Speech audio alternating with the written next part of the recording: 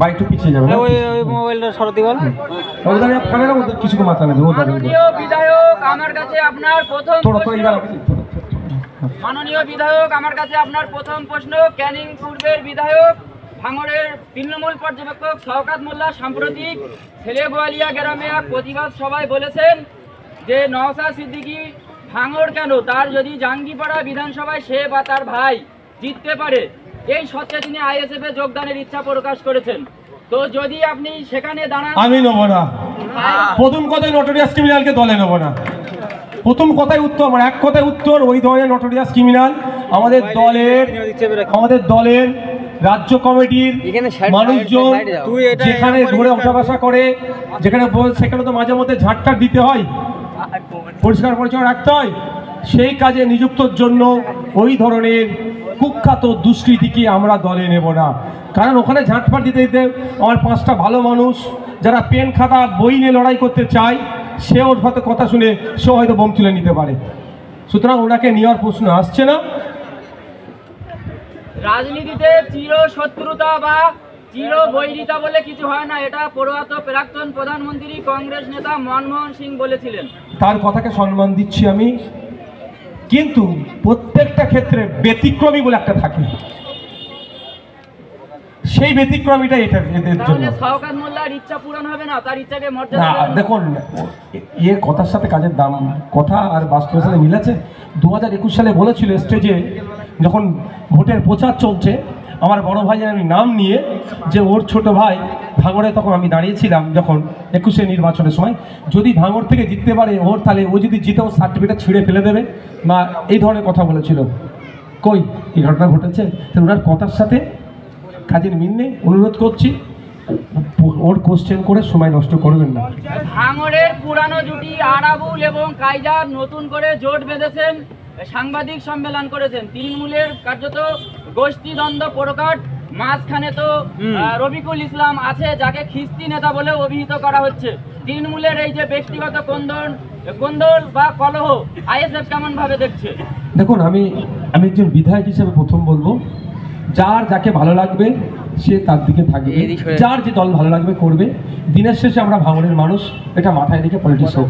ভাঙড়ে এমন কোনো পরিবেশ না হয়ে যায়, সে 2023-এ পঞ্চায়েত নির্বাচনের সময় কারো মা কাঁদছে, কোল খালি হয়ে গেছে, গুলিবিদ্ধ হয়ে গেছে, কারো গাড়ি ভাঙচুর হচ্ছে, এইগুলো নয়। এক কথায়, কে কোন দলে যাবে, কোন দলে আসবে, কে কোন গ্রুপে থাকবে, সেটা আমি বেশি চর্চা করব না। তাদের দলের অভ্যন্তরীণ ব্যাপার কী করবে না করবে, শুধু অনুরোধ এটাই আমার, যে ভাঙড়ে হিংসা করবেন না।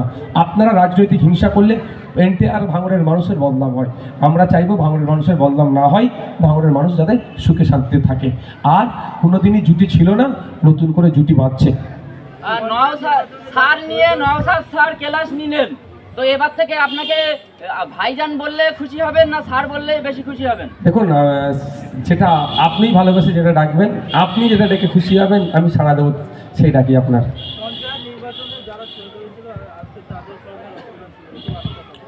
শান্তির বার্তা, ঐক্যের বার্তা, মানুষের পাশে থাকার বার্তা। আজকে রেজাউল, আজকে মহিউদ্দিন, আজকে হাসান আমাদের মধ্যে নাই, কিন্তু মহিউদ্দিন, হাসান, রেজাউলের স্মৃতিতে আমরা রক্তদান করে 650, এখানে 650 অলরেডি ক্রস করেছে। চালতা এরিয়ায় 753 জন। এই রক্ত দিয়ে অনেক মানুষের প্রাণ বাঁচবে, অনেক মুমূর্ষু রোগীর সুস্থ করে তুলব। অর্থাৎ আমাদের মধ্যে হাসান না থাকলেও, হাসান যে কাজটা আইএসএফের জন্য করে গিয়েছিল, আজকেও সেই কাজের সে ফল পাচ্ছে। তাই এখান থেকে বার্তা এটাই, সবসময় পজিটিভ কাজ করুন। আপনার বর্তমানে আপনার নামের জয়ধ্বনি হবে, আপনার নামে ভালো চর্চা হবে। আর অন্যথায় ওই নটোরিয়াস ক্রিমিনালদের মতো অন্যায় কাজ করলে প্রকাশ্যে আপনার তো সমালোচনা হবেই হবে, এবং আপনার অবর্তমানে আপনার নামে যে খারাপ মন্তব্যগুলো আসবে, সেগুলো আপনার পরিবার শুনবার মতো জায়গায় থাকবে না।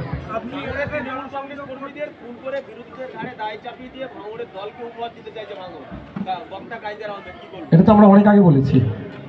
যেদিনকে খুন হয়েছিল তারপরের দিন সকালে আমি বাইট দিয়েছিলাম। বাইট দেওয়ার পরে কি বলেছিলাম, যদি সঠিক তদন্ত হয়, সরকার সাহেব যেখানে দাঁড়িয়ে আছে তার right side, left side, front side, back side, তখনও কিন্তু কেউ গ্রেফতার হয়নি, এ কথা বলেছিলাম। সঠিক তদন্ত হলে তাহলে ধরা পড়বে। তারপরে যখন প্রথম যাদের কয়েকজনকে ধরলো তাদের মধ্যে সরকার সাহেবের সিকিউরিটির পরে সব থেকে কাছে যে ব্যক্তিটি দাঁড়িয়েছিল সেই ব্যক্তিটি গ্রেপ্তার হয়েছে। আমি আজও বলছি, যদি সঠিকভাবে তদন্ত হয়, তার পরিবার যদি চাই নওশাদ সিদ্দিকী বিধায়কের সহযোগিতা, কোর্টে গিয়ে আমরা মামলা করব। দু ধরনের মামলা করতে পারি, তার মধ্যে যে কোনো একটা করতে পারি। সেটা হচ্ছে একটা সিবিআই ডিমান্ড, না হলে বিচার বিভাগীয় তদন্ত। যদি সঠিক তদন্ত হয় তাহলে আবারও বলছি, সরকার সাহেবের right side, left side, front side, back সাইডের অনেক নেতা, নতুন নেতা, তাও বলছি নতুন নেতা যারা এখনো গ্রেফতার হয়নি, তারাও জেলের ভাত খাবে, গ্রেফতার হবে। এটা তারা করে আইএসএফকে কালিমালিপ্ত করার চেষ্টা করেছে। এই ধরনের ঘটনা হয়তো আগামী দিনে আরও ওরা ঘটাতে পারে। তাই সাধারণ মানুষকে বলবো, শুধু আইএসএফ ফ্যাক্টর নয়, সাধারণ মানুষকে বলবো সজাগ থাকতে হবে। আমরা ভাঙড়ে কোনো হিংসার রাজনীতি করতে দেব না। 2023 সালের আগে পর্যন্ত, সরকার সাহেব দায়িত্ব নেওয়ার আগে পর্যন্ত ভাঙড়ে রাজনীতি হিংসা হয়েছে। আইএসএফকে মেরেছে, মেরে পিঠের চামড়া তুলে নিয়েছে, মিথ্যা মামলা দিয়ে কেস জেল খাটিয়েছে, ইভেন আমাদের ঘরে আগুনও লাগিয়ে দিয়েছে। কিন্তু আমাদের কাউকে প্রাণে মেরে দেয়নি, প্রাণে বাঁচিয়ে রেখেছিল। আর এই নটোরিয়াস ক্রিমিনাল দায়িত্ব পাওয়ার পর থেকে আইএসএফ এর লোককেও প্রাণে মারলো, তার দলের লোকও প্রাণে মারলো। মানে এ যেভাবে হিংসার রাজনীতি করেছে 21 থেকে 23, এই ধরনের চরম হিংসার রাজনীতি হয়নি যেটা সরকার সাহেব আমদানি করেছে। এর হাত থেকে বাংলার মানুষকে মুক্তি দেব। সরকার সাহেবকে কি বলে এটাকে, যখন বিদায় দেয় এটাকে কি বলে, ওয়েলফেয়ার পার্টিটা কি বলে না, এসব কি একটা বলে না, ফেয়ার ওয়েল। হ্যাঁ, ওই একটু ঘুরিয়ে বললাম ভাই। এটা কাটিং করে চালালে তাদের তো সংসার চলবে, কিছু কাটিং মাস্টার আছে। দিয়ে তাকে আমরা এখান থেকে 2023 সালে পঞ্চায়েতে এই আরবুল ইসলাম এবং কাইজার আহমেদ সহ তৃণমূল নেতৃত্ব সবাই ছিল। 2023 সালে পঞ্চায়েতে প্রায় 9 জন মানুষের প্রাণ গিয়েছে। আজকে কাইজার আহমেদ এবং আরবুল সাহেব সমস্ত দায়িত্ব ক্যানিং পূর্ব বিধায়ক শওকত মোল্লার উপর চাপিয়ে দিয়ে।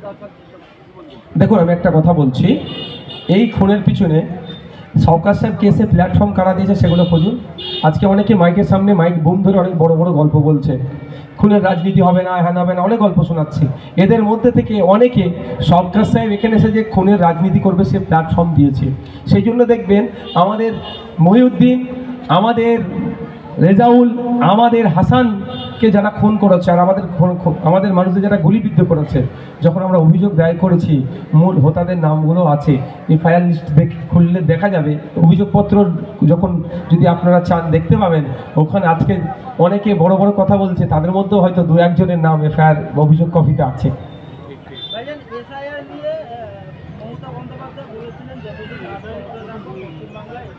উনি ক্ষমতায় নেই বলে পশ্চিমবঙ্গে এসআইআর হচ্ছে। তাহলে শুধু ঢপের চপ দিচ্ছে ওরা। ঢপের চপ যে খাবে, এমনি চপ খেলে যতটা না গ্যাস পেটের সমস্যা হবে, আর ওনার ঢপের চপ খেলে সারা মাথা থেকে পায়ের লোক পর্যন্ত সমস্যা হবে। ঢপের চপ তো বলেছিল কি ডবল চাকরি, ঢপের চপ। এখন চাকরি হারারা আজকে বৈধভাবে যারা চাকরি পেয়েছে তাদের চাকরি বাতিল হয়ে গেল। আজকে মাদ্রাসা এসএলএসটি নিয়োগ নাই, 2013 সালের নোটিফিকেশন, 2023-এর নোটিফিকেশন।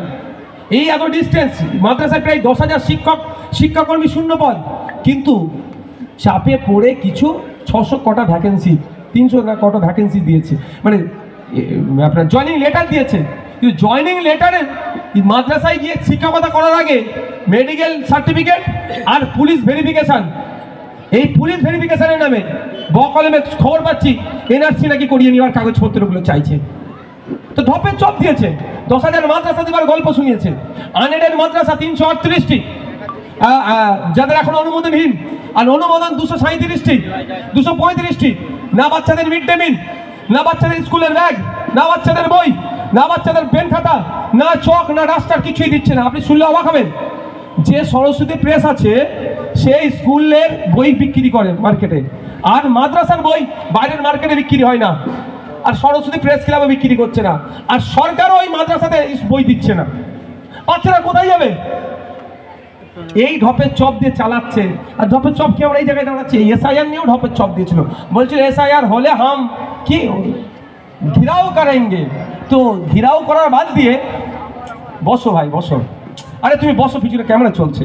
ঘেরাও করা বাদ দিয়ে কি তারপরের দিনই চা খেতে চলে গেছে অফিসে। এই ঢপের চপে কেউ বিশ্বাস করবেন না।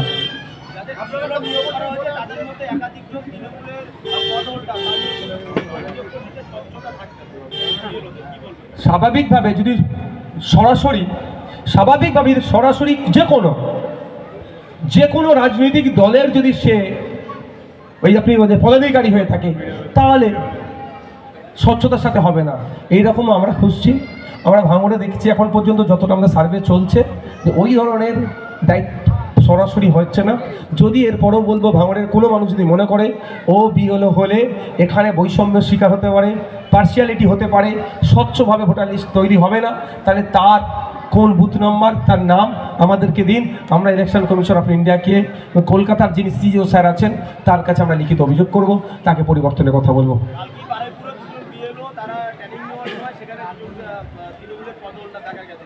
তাহলে নিশ্চিতভাবে তার বুথের তার অ্যাসেম্বলি যেটা আছে, তার বুথ যেটা আছে, তার অঞ্চল যেটা আছে, নিশ্চিতভাবে তার নামে অভিযোগ দায়ের হবে। তাদের লোকাল থেকে অভিযোগটাই দায়ের করতে হবে স্বাভাবিকভাবে। আমি জানি না কে হয়েছে, কোন বুথের তিনি দায়িত্ব পেয়েছেন, তাকে সরিয়ে দেবে, কিছু করার নেই, সরাতে বাধ্য, নাহলে বৈষম্যের শিকার হয়ে যাবে।